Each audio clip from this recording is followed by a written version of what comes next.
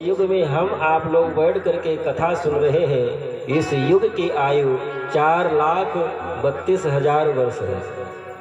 4,32,000 वर्ष कलयुग की आयु है, जिसमें से अभी मात्र 5,000 वर्ष ही बीता है।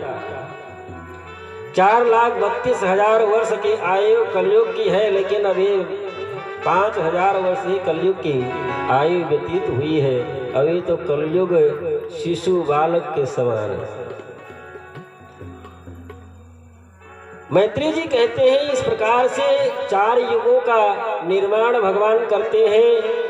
और ये चतुर्युगी, ये चारों युग, सतयुग, द्वापर, त्रेता, कलयुग, ये चारों युग जब 71 बार व्यतीत हो जाते हैं, जब ये 71 बार व्यतीत होते हैं, तब एक मनु बदल जाते हैं। उसको हम एक मनवंतर कहते हैं।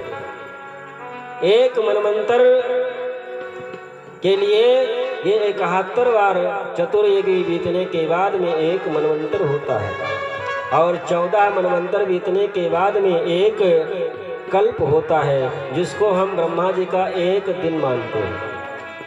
अब ब्रह्मा जी की आयु कितनी बड़ी होगी, अब गुणा गणित करने वाले ही समझ सकते हैं। इस प्रकार से ब्रह्मा जी की भी आयु 100 वर्ष निर्धारित की गई। 1000 महायुग बीतने के बाद में ब्रह्मा जी की भी आयु पूर्ण हो जाती है। ब्रह्मा को भी अपने शरीर को छोड़ना पड़ता है। मैत्री जी कहते हैं कि इस प्रकार से परमात्मा ने युगों का निर्माण किया, ब्रह्मांड का निर्माण किया, पृथ्वी का निर्माण किया। फिर मन में विचार आया, अब सृष्टि की भी रचना होनी चाहिए। भगवान नारायण के नाभि से कमल पर ब्रह्मा जी की उत्पत्ति हुई। ब्रह्मा जी का जब जन्म लिए, मन में विचार करने लगे, मैं कौन हूँ, कहाँ से आया हूँ, हमारा जन्म कैसे हुआ। आकाशवाणी हुई, तप करो। ब्रह्मा जी उस कमल पर बैठ करके हजारों वर्ष कठिन तपस्या किए, भगवान का दर्शन हुआ। अब आप सृष्टि प्रारंभ करें। मैं सृष्टि कैसे करूं? भगवान ने आदेश दिया, पंचतत्व मैं तुमको दे रहा हूं, उसी से सृष्टि प्रारंभ करो। ब्रह्मा जी सृष्टि प्रारंभ करते हैं। सबसे पहले मानसिक सृष्टि ब्रह्मा जी प्रारंभ करते हैं। और सृष्टि में जब भगवान ने कहा था कि नर और नारी की सृष्टि करो, ब्रह्मा जी ने समझ न पाए कि नर नारी अलग अलग सृष्टि करना है कि एक साथ करना है। तो नर नारी की बात की तो ये किन्नरों की सृष्टि कर दी। सबसे पहले सृष्टि किन्नरों को, नर और नारी मिला करके एक किन्नर की सृष्टि करने लगी।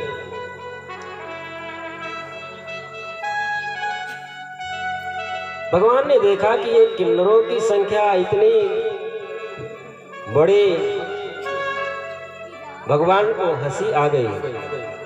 और भगवान को हंसी आने के कारण उस परात्पर पार्वण परमेश्वर परमात्मा भगवान नारायण को भी एक बार किन्नर बनना पड़ा। इसलिए किसी की हंसी नहीं उड़ानी चाहिए। जब महाभारत का युद्ध चल रहा था, बड़ी लंबी कथा है, भगवान को भी किन्नर का रूप धारण करना पड़ा था, और किन्नर होने करके विवाह भी किए थे। इस सृष्टि के प्रथम जीव है किन्नर। इसलिए इस शादी विवाह में, घर में जो बच्चे पैदा होते हैं, ये आते हैं, ये इनका आशीर्वाद बहुत लगता है। क्योंकि सृष्टि के, ब्रह्मा के सृष्टि के प्रथम ये मानव है। प्रथम मानव होने के कारण, ब्रह्मा की सृष्टि के प्रथम मानव होने के कारण इनका आशीर्वाद श्राप दोनों बहुत अच्छे ढंग से लगता है।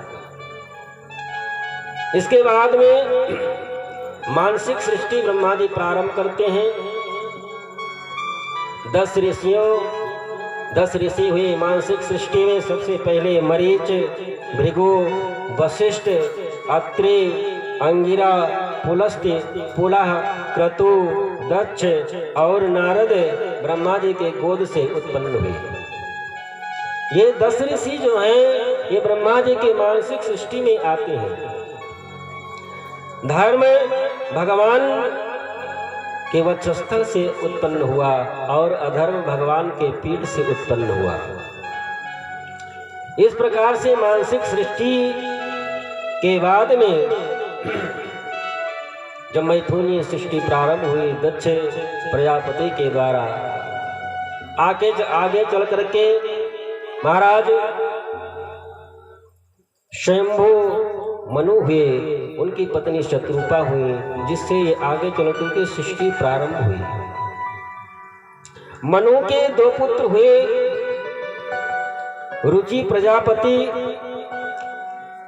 और इनकी 3 कन्याएं हुई, आकुति, देहूति, प्रसूति। आकुति का विवाह रुचि प्रजापति के साथ में हुआ, इनके यहाँ यज्ञ भगवान का जन्म होता है। देहूति का विवाह कर्दम ऋषि के यहाँ हुआ, इनके कपिल भगवान स्वयं अवतरित हुए, 9 कन्याएं जन्म ली जो अन्य ऋषियों को ब्याही गई। प्रसूति का विवाह दक्ष प्रजापति के साथ में हुआ, इनकी बेटी सती हुई, जिनका विवाह आगे चल करके भगवान शिव के साथ में हुआ। इनके 2 पुत्र हुए, प्रियव्रत और उत्तानपाद। इन्हीं से आगे चल करके सृष्टि प्रारंभ होती है। महर्षि कर्दम का विवाह देहूति के साथ में जब हुआ, इनके यहाँ कपिल भगवान का जन्म होता है। सबसे पहले 9 कन्याओं का जन्म होता है। 9 कन्याएं जब हो गई तो कर्दम ऋषि जंगल में तपस्या करने के लिए जब जाने लगे तो देहूति चरण पकड़ करके निवेदन करने लगे, प्रभु ये 9 कन्याएं घर में हो गई और आप जा रहे हैं जंगल में भगवान का भजन करने के लिए, और भगवान विवाह के पूर्व में तो आपको बोल चुके हैं कि स्वयं आपके यहाँ आकर के वो जन्म लेंगे। जब जिस भगवान को प्राप्त करने के लिए आप जंगल में जा रहे हैं कठिन तपस्या करने के लिए, वो तो आपको पहले ही वचन दे चुके हैं कि वो आपके यहाँ बालक बन करके आएंगे। देहूति के निवेदन करने पर कर्दम ऋषि रुक गए। कुछ दिनों के बाद में स्वयं परात्पर पार्वण परमेश्वर परमात्मा कपिल के रूप में कर्दम जी के यहाँ अवतरित होते हैं। बोलो कपिल भगवान की जय। कपिल भगवान का जन्म होता है और जो 9 कन्याएं थीं कर्दम ऋषि की 9 ऋषियों को ब्याही गई। सबसे बड़ी बेटी है जिसका नाम कला है।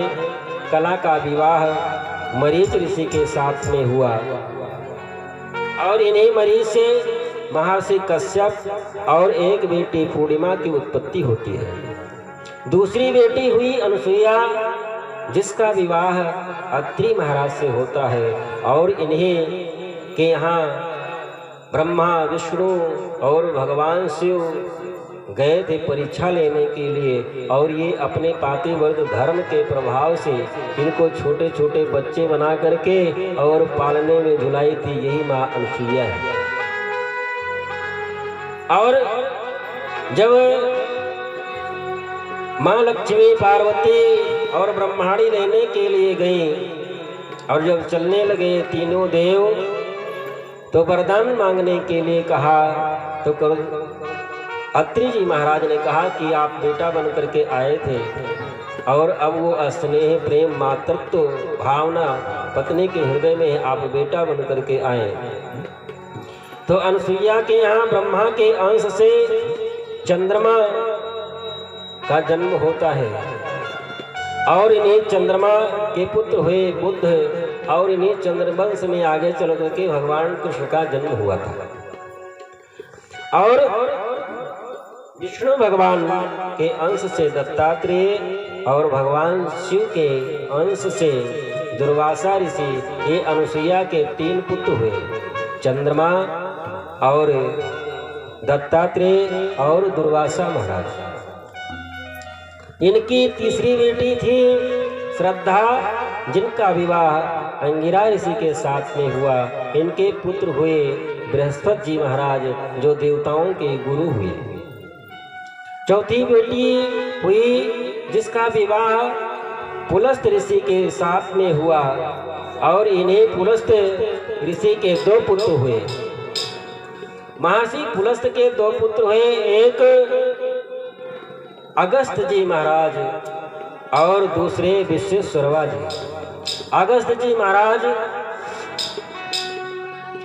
तो कठिन तपस्या कर भगवान को प्राप्त करने के लिए कठिन तपस्या कर रहे हैं, लेकिन विश्वेश्वरवा जो इनके भाई थे, इनका विवाह 2 विवाह हुआ।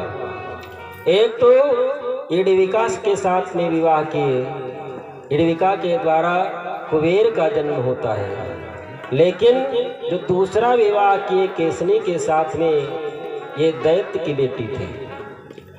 अब स्वयं तो ये ऋषि संतान थे, ब्राह्मण थे, लेकिन विवाह दैत्य कुल में होने के कारण इनका कुल खानदान बदल गया।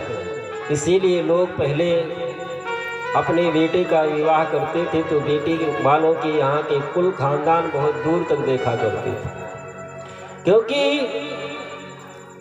विश्वेश्वरवा ऋषि थे, संत थे, लेकिन विवाह केवल दैत्य कन्या के साथ में करने के कारण इसी केसनी के का पुत्र रावण कुंभकर्ण हुआ। विश्वेश्वर इस प्रकार से महर्षि पुलस्त का वंश आगे बढ़ा और इन्हें देवहूति की 5वीं बेटी थी गते, जिसका विवाह पुला ऋषि के साथ में होता है। 6ठी बेटी थी अरुंधति, जिनका विवाह वशिष्ठ जी महाराज के साथ में हुआ। वशिष्ठ जी महाराज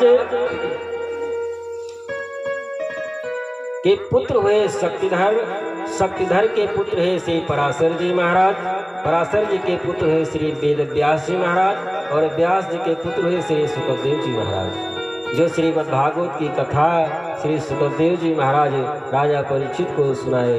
श्री सुखदेव जी महाराज कहते हैं, मैं वशिष्ठ का वंशज हूँ।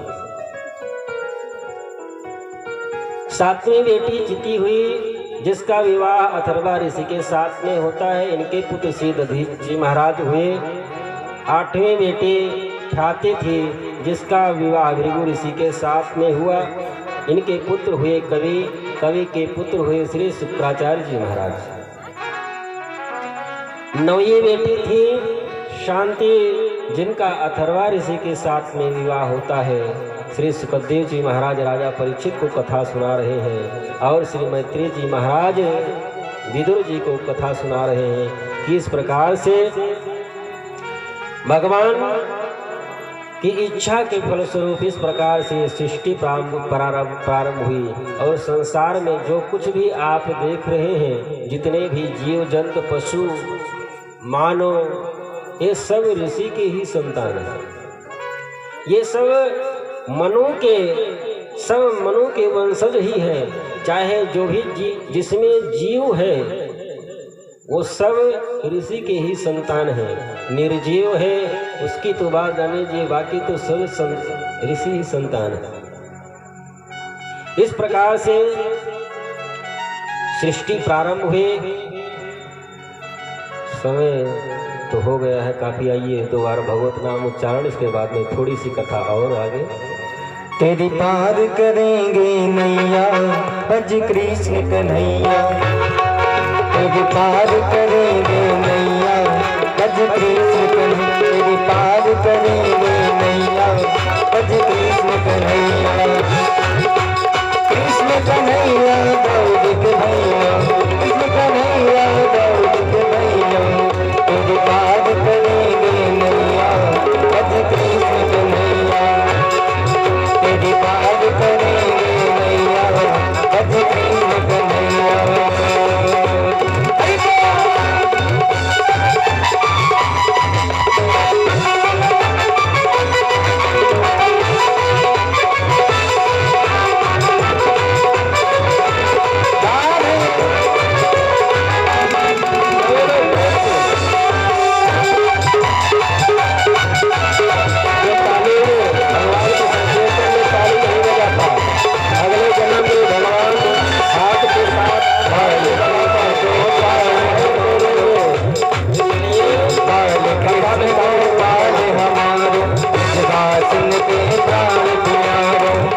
कृष्ण को पाल हमारो, ब्रजवासिन के प्राण प्यारो,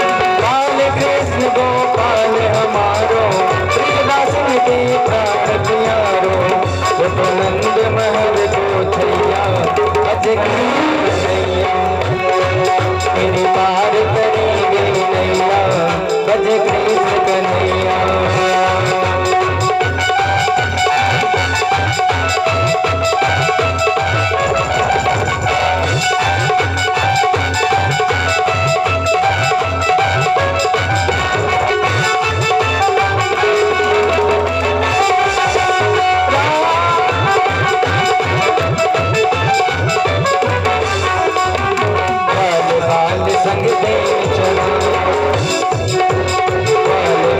संग देव चरायो, लूट लूट नदी मातन का।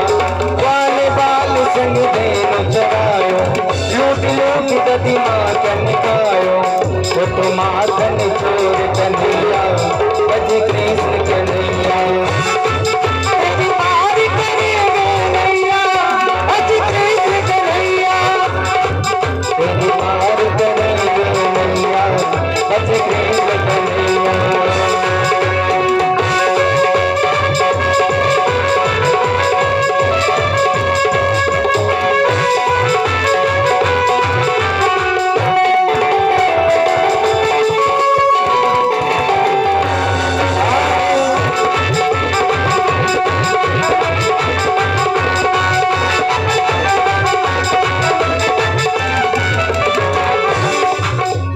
गोविंद के संग रास रचाए, गोविंद के संग रास रचाए।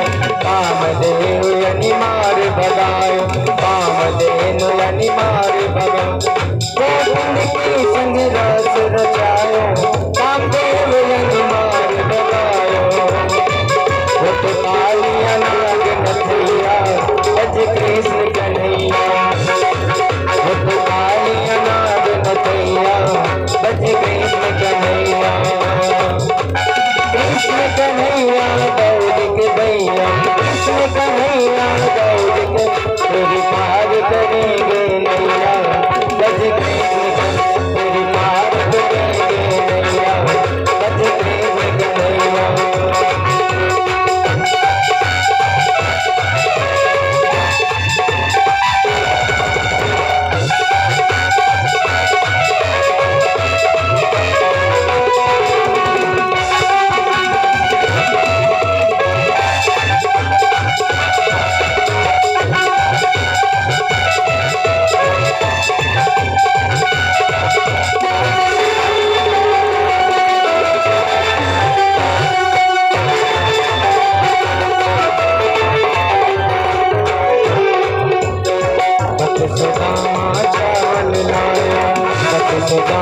चावल लायो, प्रेम सहित हरि भोग लगायो, प्रेम सहित हरि भोग लगायो। कह कर मैया मैया, बज कृष्ण कन्हैया। आज कह कर मैया मैया, बज कृष्ण कन्हैया। कृष्ण कन्हैया दौड़ के भैया, कृष्ण कन्हैया दौड़ के। तेरी पार करेंगे नैया, बज कृष्ण कन्हैया। तेरी पार करेंगे नैया, बज कृष्ण कन्हैया। तेरी पार करेंगे नैया, बज कृष्ण कन्हैया।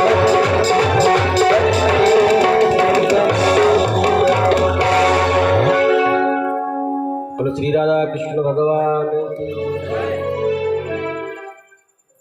मैत्री जी उद्धव जी को कथा सुना रहे हैं। मैत्री जी कहते हैं कि संसार के लोग ऐसा सोचते हैं कि किसी के द्वारा यदि पाप कर्म बन जाए तभी उसको उसका फल भोगना पड़ता है। ये बात सही है, लेकिन पाप कर्म अपने से अपने आंखों से देखना भी अधर्म है। किसी के बुराई को सुनना भी अधर्म है। यदि आप ये सोच रहे हैं कि हमारे द्वारा जो पाप कर्म बना है उसका फल हमको भोगना पड़ेगा और किसी के पाप कर्म को देखने पर हमको पाप नहीं लगेगा, पाप भले न लगे उस समय, लेकिन हो सकता है आप भी उसी पाप कर्म में देखने के बाद में आप भी का पाप कर्म में लिप्त हो जाए। इसलिए किसी की बुराई अपने कानों से सुनना नहीं चाहिए और इन आंखों से किसी के बुराई पाप कर्म को देखना भी नहीं चाहिए। जब भीष्म पितामह 54 दिनों तक बाणों की सैया पर पड़े हुए थे, द्वारिकाधीश भगवान कृष्ण उनके पास मिलने के लिए जब गए अंतिम समय में, तो भीष्म पितामह द्वारिकाधीश भगवान कृष्ण से कहते हैं कि प्रभु, मैंने तो इस जन्म में कोई ऐसा पाप कर्म नहीं किया और पिछले जन्म की बात भी हमको याद है, हमने कोई पाप कर्म नहीं किया जिसके फल स्वरूप मैं बाणों की सैया पर 1-2 दिन नहीं 54 दिन तक पड़ा रहूं। प्रभु, एक कांटा छोटा सा यदि पैर में चुभ जाए कितनी वेदना होती है, कितना कष्ट होता है, और हमारे शरीर पूरे शरीर में बाण लगे हुए हैं और उन्हीं बाणों की सैया पर मैं पड़ा हूँ। हमारे द्वारा कौन सा ऐसा पाप कर्म बना जिसके फल स्वरूप में इसे बाणों की सैया पर पड़ा। द्वारकाधीश भगवान कृष्ण ने कहा कि बाबा, आपको तो पता है कि आपने इस जन्म में कोई पाप कर्म नहीं किया, अगले जन्म की बात आपको याद है, लेकिन हमको तो तुम्हारे सैकड़ों जन्मों की बात याद है। उन सैकड़ों जन्मों में भी आपने कोई पाप कर्म नहीं किया जिसके फलस्वरूप तुमको बाणों की सैया पर लेटना पड़े, लेकिन पाप कर्म होते हुए आपने अपने आंखों से देखा। जिस समय द्रौपदी को दुशासन बीच सभा में खींच करके लेकर के आया नंगे करने के लिए, आप जैसे धनुर्वीर जिस सभा में बैठे हो, किसी अबला स्त्री का अपमान किया जाए, इससे बढ़कर के कोई पाप कर्म नहीं है। यदि आप अपने धनुष पर बाण चढ़ा लिए होते तो उस दुशासन की औकात नहीं थी कि जो द्रौपदी की तरफ आंख उठा करके देख लेता। पाप कर्म करते हुए केवल आपने अपनी आंखों से देखा था, जिसके फल स्वरूप आज आप बाणों की सैया पर पड़े हुए हैं। श्री मैत्री जी महाराज विदुर जी को कथा सुना रहे हैं कि पाप कर्म करने की अपेक्षा देखने में शायद अधिक लगता है। एक इतिहास सुनाते हैं, कान कुब्जे दुजा कश्चित दासी पति रजा मिला, नामना नष्ट सदाचारो दास्या संसर्ग दूषिता। कानकुब्ज गोत्र में उत्पन्न एक अजामिल नाम का ब्राह्मण था, जो बहुत बड़ा विद्वान था। वेद पुराण शास्त्र धर्म अधर्म का ज्ञान था। चारों तरफ बड़ी प्रतिष्ठा थी, लोगों को धर्म के रास्ते पर चलाया करता था।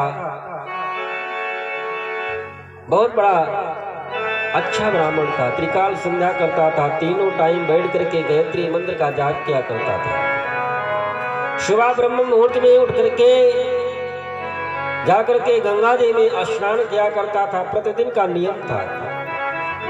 एक दिन वो अजामिल ब्राह्मण गंगा जी स्नान करने के लिए जा रहा था। सुबह ब्रह्म मुहूर्त का समय था, जंगल से होकर के रास्ता था, जाना पड़ता था। उसे जंगल में एक दिन एक किसी वैश्या को एक शूद्र के साथ में देख लिया। उसके मन में भी काम वासना जागृत हुई और रात्रि में उस वैश्या के घर जाकर के पहुंच गया। अजामिल बहुत बड़ा धर्मात्मा ब्राह्मण था, जो वेद पुराण शास्त्र धर्म अधर्म का ज्ञान, तीनों टाइम बैठ करके गायत्री मंत्र का जाप करना, सुबह ब्रह्म मुहूर्त में जाकर के गंगा जी स्नान करना, ये उसका नियम था। लेकिन पाप कर्म करते हुए केवल अपने आंखों से देखा, जिसके फल स्वरूप रात्रि में वैश्या के घर पहुंच गया। हमारे घर में बड़ी धन संपत्ति है, हमारे घर में चलो ना। वैश्या को क्या करना, वो अजामिल के घर में आकर के रहने लगी। अजामिल के घर रहने लगी। एक दिन वैश्या कहती है कि ये कौन है, हमारी धर्म पत्नी है, ये घर में रहेगी तो मैं नहीं रहूंगी। वैश्या के रंग रूप पर वशीभूत अजामिल, जो इतना बड़ा विद्वान ज्ञानी ब्राह्मण, अपनी धर्मपरायणा विदुषी नारी को घर से बाहर निकाल दिया। छोटे छोटे बच्चों को लेकर के घर से बाहर निकल गई। अजामिल उस वैश्या के साथ में रहने लगा। एक दिन वैश्या अजामिल से कहती है, कहीं से धन कमा करके लाओ ना। अजामिल मन में विचार करने लगा कि मैं ब्राह्मण कुल में जन्म लिया हूँ, कोई राजा महाराजा हमको नौकर भी तो नहीं रखेगा, और बिना काम कराए कोई वैसे तो धन संपत्ति देगा नहीं। मैं करूं क्या, कैसे हमको धन मिले? कोई नौकर तो नहीं रख सकता, लेकिन चोरी तो मैं कर सकता हूं। जिसको धर्म का ज्ञान है वो ब्राह्मण चोरी करने लगा। चोरी करते करते बड़ा बड़ा डाका डालने लगा। अजामिल शाम के समय काली पट्टी बांध करके नंगी तलवार लेकर के जब निकलता था, रास्ते साफ हो जाता था। जिसको पाए उसी को मार दे, जिसको पाए उसी को लूट ले। जो इतना बड़ा धर्मात्मा ब्राह्मण केवल पाप कर्म करते हुए अपनी आंखों से देखा, पाप कर्म में लिप्त हो गया। लेकिन धर्म तो किया ही था। तीनों समय गायत्री मंत्र का जाप किया करता था, जिसके फल स्वरूप एक दिन सायंकाल के समय कुछ संत गांव में आए हुए थे। गांव से होकर के जा रहे थे। किसी से संतों ने पूछा, तो दुष्ट स्वभाव का व्यक्ति था, जिससे संतों ने पूछा कि भैया कोई संत ब्राह्मणों की सेवा करने वाला आपके गांव में है? तो उसने अजामिल का घर ही बता दिया। 10 संत थे, अजामिल के दरवाजे पर आ गए। अजामिल उस समय घर में था नहीं, वो कहीं चोरी करने के लिए चला गया था। रात्रि का समय हो चुका था। घर में वो वैश्या थी। संत आकर के दरवाजे पर आवाज लगाई, बेटा अजामिल। अजामिल तो था नहीं। वैश्या घर से बाहर निकल करके आई, महाराज क्या है, कहाँ से आए? हम अयोध्या के संत वृंदावन जा रहे थे, रात्रि